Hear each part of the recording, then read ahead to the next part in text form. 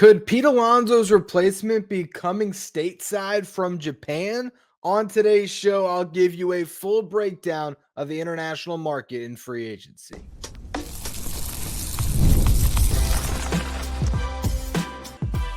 You are Locked On Mets, your daily New York Mets podcast. Part of the Locked On Podcast Network, your team every day. Hello to all you amazing Mets fans. You're watching Locked On Mets, part of the Locked On Podcast Network, your team every day. I'm your host, Ryan Finkelstein. I've been covering the New York Mets on this show since the 2019 season. This is the number one daily podcast on the New York Mets. If you want to find any of my written work, you can do so over at justbaseball.com, where I work as the editor-in-chief. Today's episode is brought to you by FanDuel. Right now, new customers can bet just $5. If your bet wins, you're going to get $300 in bonus bets to use across the app. Download FanDuel today. Now, I feel like I've been promising this show to the audience for weeks now. That is a breakdown of the entirety of the international market, but primarily really focusing on the guy that I think a lot of people have been asking about, a potential Pete Alonso replacement, and that is Munetaka Murakami. If you look at this year's free agent class, Pete Alonso is the top free agent first baseman. But Munetaka Murakami could make the most money simply because he is going into his age 26 season. If there is a team that is enamored by his power and puts a 7 or 8 year deal on the table, you never know, that contract could exceed what Alonso gets on a shorter term with a higher average annual value. Munetaka Murakami became a sensation back in the 2022 season when he set a record with 56 home runs. He drove in 134. He hit 318 with a 458 on base and a 710 slugging percentage. His OPS was 1.168. He carried that momentum into the 2023 World Baseball Classic, where he got a lot of talk, a lot of buzz because of that monster season that he had at, what was he at that time? He was 19 when he hit 36 home runs back in 2019.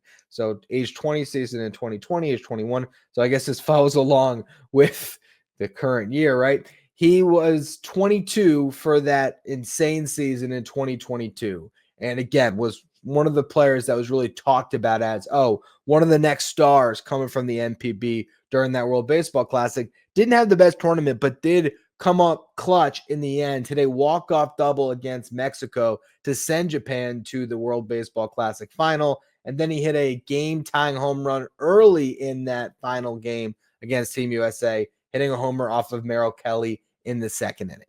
Wins that MVP in 2022, wins the World Baseball Classic, but then his numbers did take a dip in 2022 and 2023. That OPS that was over 1,100 in 2022 dipped below 900 for those two seasons. He still hit over 30 home runs each year, but the OPS dropped off to 875 and then 851 before spiking back up over 1,000 again this past year, where he only played 56 games, as I believe it was an oblique injury that cost him a lot of time, but he hit 273 in those 56 games, 379 on base, 663 slug, 22 homers in those 56 games.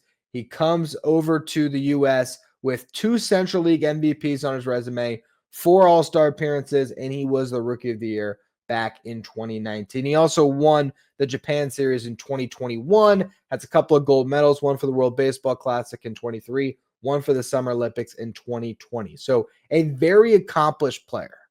But is Munetaka Murakami going to translate? The one thing that I think is concerning and that everyone is really gravitating towards now as a reason not to sign this guy is the swing and miss concerns. He has been going the wrong direction when it comes to swing and miss, chase rate, all of these things. He was much better in 2022 than he has been since. Now, again, he had a good season in 2025 comparatively to the 2023 and 2024 season. But even then, his whiff rate in 2025 was 36.7%. His strikeout rate has been around 28% for each of the past 3 seasons. And back in 2022, that strikeout rate was around 21%. So you've seen an uptick in strikeouts. There's concerns about his ability to handle velocity. But if you're just talking about pure power, It's 80 grade pop. Is he going to hit, though? That's the thing. You have some saying, oh, this guy is going to be able to be a Kyle Schwarber light, a guy that's going to be able to be a 3 true outcome hitter, draws walks, he's going to strike out a ton, but he's going to hit a lot of home runs. But that is absolute best outcome that he gets to Schwarber. And really, that seems to be putting probably too high of a bar of expectations on Murakami. There's a lot more people that are saying, oh, maybe he's Joey Gallo. Joey Gallo was a good player. I mean, to say that Munetaka Murakami could be Joey Gallo, that's not necessarily a knock. But the thing is, and the reason why I've been hesitant to talk about Murakami as a real answer for the New York Mets is because I just can't see this guy coming over in his first season and replicating what Pete Alonso does for you as far as the complete approach in the box. Pete Alonso doesn't get enough credit for the fact that beyond just the power, he is a good hitter. And this past year, he had one of his best contact seasons in a long time, hitting for a high average, driving in a bunch of runs. So I think there's definitely some holes in Murakami's game that concern me. Also, the fact that he is a third baseman, but not necessarily a good one. Could he play a better first base? Maybe, but he's not going to be some elite defensive first baseman either. So you are really putting a lot of pressure on his ability to get into that pull side power and hit a bunch of home runs, which could happen, absolutely. But there is a risky profile here for a guy that you might have to sign to a 6 or a 7 year deal. Now, if the market doesn't develop, and if Murakami ends up settling more towards a 4-year deal, then I'm a lot more intrigued. I would just be really apprehensive about a guy that has swing and miss concerns that because of his age and because of what could be widespread interest in the market, we still don't know how teams are going to value him. If that contract ends up being north of $20 million per season and he gets a deal that spans past 5 years, you're talking about $100+ million contract for a guy that has not played a game yet in the big leagues. And you're asking him to replace the all-time leader for the Mets in home runs. I just think that's a lot to ask for this guy. It's a lot of pressure. And to me, I just think that it's not an ideal fit under all of those different contexts that we can look at. But at the same time, you have an upside that's undeniable.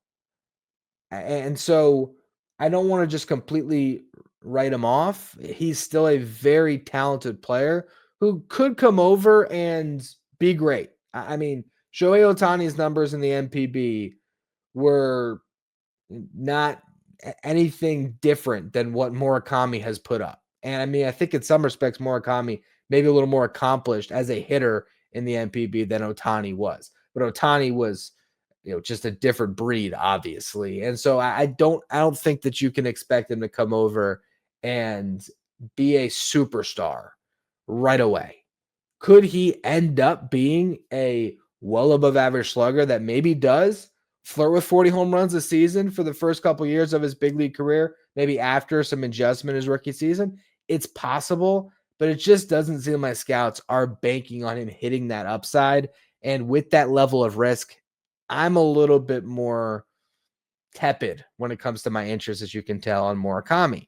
With that said, there's another free agent coming over from the NPB who could play some first base, but could also play all over a little bit, but has a much higher floor. So we're going to talk about Kazuma Okamoto here in just a minute. Today's episode is brought to you by FanDuel. The NBA season's here and FanDuel has an offer you don't want to miss. Right now, new customers can bet just $5, and if your bet hits, you're going to get $300 in bonus bets. That's right. You pick a bet, you put down $5. If it wins, you're going to unlock $300 in bonus bets to use across the app. I love using FanDuel because it fits however you like to bet, whether it's player props, building a same game parlay, or even jumping in live as the action unfolds. It makes watching football or basketball even more exciting. We got a little bit of something riding on the action. Whether you're a casual fan or you love diving into the stats, FanDuel is going to make the game day experience so much better. It's quick, it's easy. It's the best way to add a little more energy to game day. So if you're ready to play, Download the FanDuel app now by visiting FanDuel.com to get started. That's FanDuel.com to place your first $5 bet. Thank you for making Locked On Mets your first listen every day, and thank you for making Locked On the #1 sports podcast network. Now, Kazuma Okamoto is sort of the inverse of Munetaka Murakami in a lot of ways. Murakami bats left-handed. Okamoto bats right-handed. Murakami, everyone is intrigued by the high ceiling but concerned about the floor. Meanwhile, you look at Okamoto, and everyone is very confident in the floor that this guy is going to come over and be a good big leaguer. He's going into his age 30 season compared to Murakami, who's going to his age 26 season. But this guy has been remarkably consistent throughout his career in Japan. He had 6 straight seasons where he hit at least 30 home runs, with the final of those seasons being a 41 home run campaign back in 2023. In 2024, he only managed to hit 27 home runs, but still, that's plenty of pop. In this past season, playing in only 69 games, he hit 15 bombs. Across his NPB career, he's a 277 hitter, 361 on base, 521 slug. So that is a career OPS of 881. A 6-time All-Star. He has led the Central League in home runs 3 times, and he's led the league in RBIs twice. He also has 2 Golden Glove awards in 2021 and 2022. A strong defender in either corner infield spot. He also has played a little bit of outfield, so there are teams that might be able to look at him as a utility man that can fill in a lot of different places. And he just seems like a really solid player who can help you in a bunch of different ways. He's not going to strike out a ton, or he probably will see that strikeout rate climb a little bit facing big league pitching compared to the arms that he was seeing in the NPB. But that strikeout rate only eclipsed 20% one time, and that was back in 2021. He has managed to keep that strikeout rate at a very manageable level. This past season, he struck out and walked the exact same amount of times, 33 walks and 33 strikeouts in those 69 games played. His walk rates typically hover around 10%, sometimes much better, sometimes a shade below, but he's going to draw his walks. He's going to hit some home runs. It's probably not going to be 30 home run pop in the big leagues, but he could hit you 20 if he's getting enough playing time. And he's going to be a good defender again at multiple spots. So I think Okamoto is a free agent that you could pursue alongside Pete Alonso. You bring Pete back, you could still get Okamoto, especially if you traded Mark Vientos to another team. And Okamoto could just be a guy that, platoons a little bit with Brett Beatty over at third base. Maybe if you want to give Brandon Nimmo a day, you can stick Okamoto in left. He can DH some. He can spare Alonso at first base. And if he really does hit enough, he could be your first baseman and Pete could be your DH. He makes a lot of sense for the New York Mets. It really makes a lot of sense for most teams. I mean, there's very few teams that could not use a Okamoto because of that ability to play big league third base in a way that Murakami is likely not going to be able to. I think Okamoto isn't going to be a Gold Glover in, Major League Baseball the way he was back in 21 and 22 in the NPB, but he's not going to be a black hole defensively where Murakami, if you play him at third, he very well could be. Now, you don't know until these guys come over and we actually get our eyes on them in big league competition. But Okamoto just seems like the safer bet, especially when he's not expected to make as much. Although, who knows? If there's more interest in Okamoto than Murakami, there could be a bidding war that forms because there's just not a lot of options in this free agent class, just all around, but particularly at third base. You got Alex Bregman. If Bo Bichette is going to be made a third baseman, he's another option. We don't know if teams are going to look at Bichette as a shortstop or if they're going to think about him at second base or third base. It seems like he's not long for short, but you really don't know. Beyond those two guys, I mean, the third base market, it drops to Eugenio Suarez, who's a great bat, but not the best glove over there anymore. And then you're looking at like Yoan Moncada, Miguel Andujar. It really does drop off a fair amount. Okamoto is the guy that I think would slot in maybe behind Eugenio Suarez as, one of those options at third base, but a guy that, brings a lot to the table. So I really like Kazuma Okamoto. I don't know if he is going to be at the top of the Mets priority list because if they bring back Pete, they might want to keep that DH spot a little more fluid and give opportunities to some of their young players. So maybe there isn't room for Okamoto on the roster. But I don't know. To me, it's just he makes more sense than Murakami. Murakami, a more, you know, direct power, replacement for Pete Alonso. But the downside to me is just a little bit too steep to go that route. But you never know. David Stearns did go watch Murakami. He scouted him personally, went out to Japan this past season to take a look at him. And if he loved what he saw, you never know. That might be where the Mets are planning to spend some of their free agent dollars. I think the other thing that I like about Okamoto is if you decide to move on from Pete Alonso and you get Cody Bellinger, I think Okamoto is a really good fit as well, where Bellinger could be your first baseman. He could be your stopgap center fielder until Carson Bench is ready. And then you have that positional flexibility to move Bellinger all over the outfield, while Okamoto could be your starting first baseman. He could help you at third. I just think those two pieces would really open up a lot of possibilities for the Mets and how Carlos Mendoza maneuvers his lineup day in, day out. The final big piece coming over from Japan is Tatsuya Imai. This is a guy that is going to slot near the top of the market when it comes to starting pitchers. He is coming off an outstanding season in the NPB, really a couple outstanding seasons. A guy that was very good, but really took his game to another level over the past couple seasons. 4 years in a row now where he's kept his ERA below 2.5. In this past season, he pitched to a career best 1.92 ERA, 178 strikeouts, and 163 and 2/3 innings pitched. And he had a quote out there recently about just not being challenged in the NPB and looking forward to coming over to Major League Baseball where he can get challenged more, because he said at times they would just foul off pitches, try to run his pitch count, get him out of the game. He wants hitters that are going to challenge him and not be, afraid of his stuff, because I guess in the NPB it was playing up to that degree. He's not a big towering arm, similar to Yoshinobu Yamamoto in stature. He's 5'11", but definitely a much different pitcher. Throws from a low arm slot. Inosaurus of the Athletic compared his fastball to that of Joe Ryan's.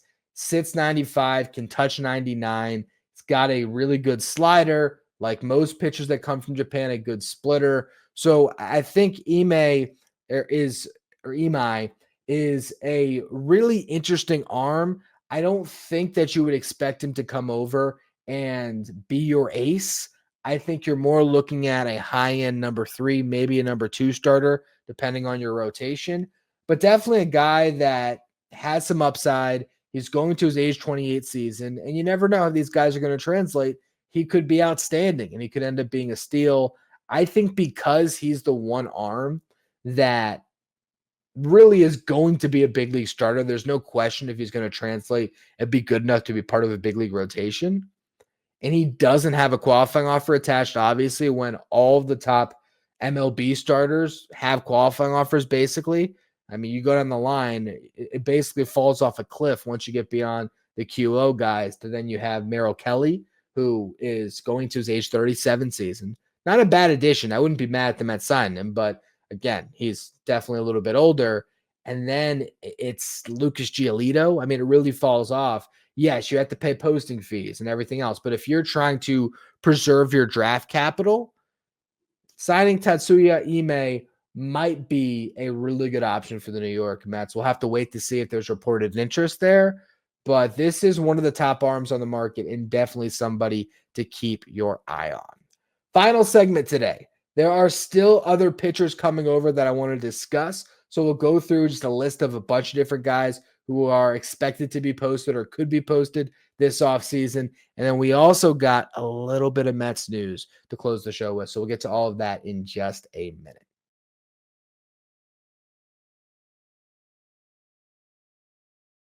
If you're watching on YouTube, do me a favor and hit that subscribe button. Help us get closer to our next goal of 15,000 subscribers. We're within 100. I would love to get there by the end of the year. Really do appreciate all of you who continue to subscribe.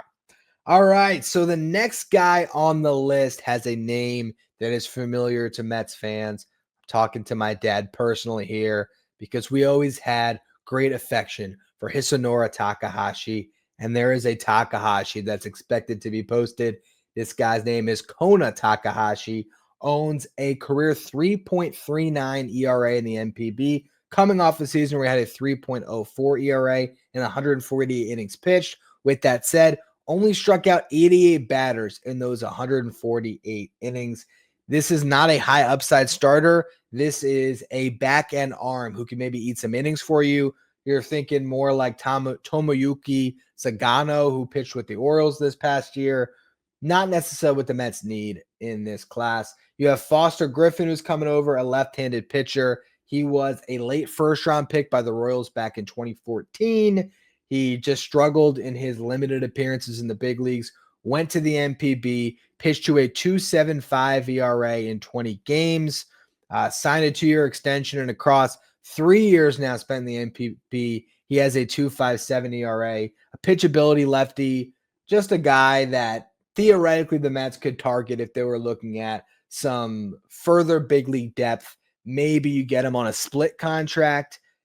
Don't know if he would take a split deal or if that was all that he had on the table. He might just go back to the NPB to make more money, but definitely an interesting arm going into his age 30 season. And on a similar note, you have Anthony Kay, former Mets prospect, who got sent over in the Marcus Stroman trade back in 2019, a first-round pick by the Mets.